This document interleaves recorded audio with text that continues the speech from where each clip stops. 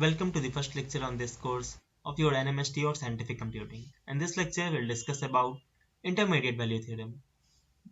What intermediate value theorem says is, suppose you are having any function f that is continuous over this particular interval a to b, then for all y that belongs to f of a to f of b, there must exist x such that f of x is equal to y. See, what I said is, for all value of y that lies in between f of a to f of b, and when we write this in interval notation, we must have this left hand side value and this right hand side value such that this value left LHS, this must be less than RHS.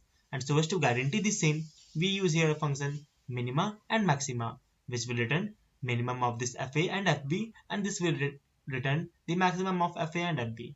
Okay. So let me make you visualize this intermediate value theorem in a bit better way using some graphers. See here, I took the function x sin x here, and I do have two bounds. One is my lower bound and another one that is my upper bound, right? So this is my, suppose this is my value of a and this is my value of b, and correspondingly we are having the values of fa and fb, right? So what my intermediate value theorem says is, if I choose any value of phi that lies in between these two values, that is my f of upper bound and f of lower bound, then we will certainly be having a value of x that lies in between this a and this b. See here, this is the value of x for this corresponding value of y, and this lies in between these two values, that is a and b, and this is true for all values of y that lies in between these two values. See yourself. So you can see that for each value of y we are having one value of x, right? What if we change the interval? Let me change the interval as well. Suppose I change the interval lower bound to this side. In this case, what happens is, we choose one value of y that lies in between these two interval. We are having one corresponding value of x. What if we slightly change this interval? Yeah. Now this time I took the value of y somewhere around this, and for this case we are having three value of x for which f of x is equal to y. And what if we further change it? Now we are having 1, 2, 3, 4 and 5. So 5 value of x such that f of x is equal to y. But what my intermediate value theorem says is, this guarantees at least one value of x such that f of x is equal to y. Obviously we may or may not have more than one value of x, but one value, that is the guarantee that we will have for sure. Okay, so moving on to our next topic. Okay, we do have something called Bolzano theorem, that is nothing but corollary of intermediate value theorem itself.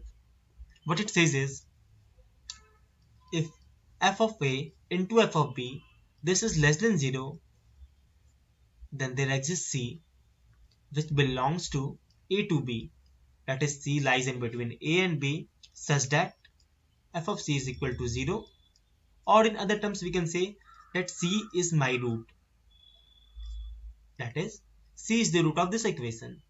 Okay, so let's check it here. So okay, here in this case this is f of a and this is f of b, and these two are lying on opposite side of x-axis, that is one is positive and another one is negative, so obviously their product that will be negative, right?